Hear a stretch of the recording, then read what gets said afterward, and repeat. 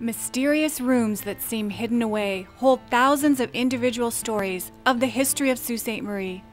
Many of you may not know that the Sault Ste. Marie Public Library has historical archive rooms tucked away to preserve our past.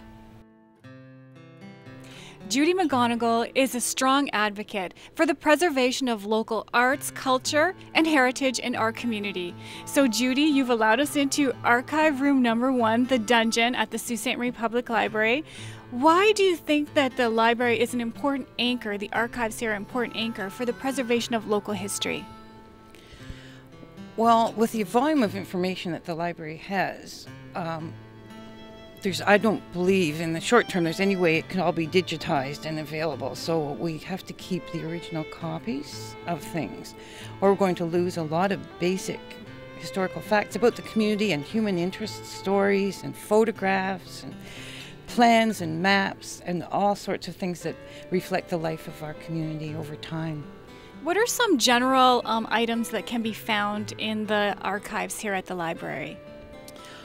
Oh, there's ledgers, there's surveyor's diaries, there's maps, there's memoirs, lots of photographs, all kinds of things.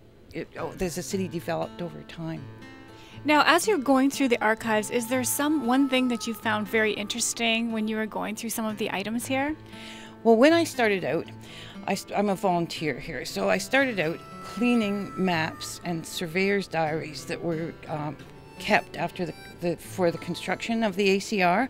And these were men that went through the bush doing topographical surveys and things in the late 1800s, early 1900s. And they kept their diaries, and they kept them in pencil, and they were leather-covered books. And often, besides the notes of the weather and the information they had to record, they did small pencil sketches of the surroundings. And as I was cleaning these and recording the names of the surveyors and the linesmen and things, I would come across the odd page that had squashed black flies in it. And I just thought of these men going through the bush in all weathers and things. And it just, to me, it made the whole thing human. It brought those men back to me and what they were doing. Often, people living in a community are not aware of their own history, whereas tourists who visit want to learn more about the history of the town or the city they are in. Judy is trying to make it easier for local residents to be able to find out more about Sault Ste. Marie's history by creating a digital database for all to explore. It's good to make people aware here how lucky we are to have things like the Ermitinger-Clergue National Historic Site, the canal, the archives here, the Sault Ste. Marie Museum. We have all those repositories for our past. Judy, you've been retired now for a little bit, and why do you continue to stay so involved in local history? I think it might be partly a little bit of a passion for organization.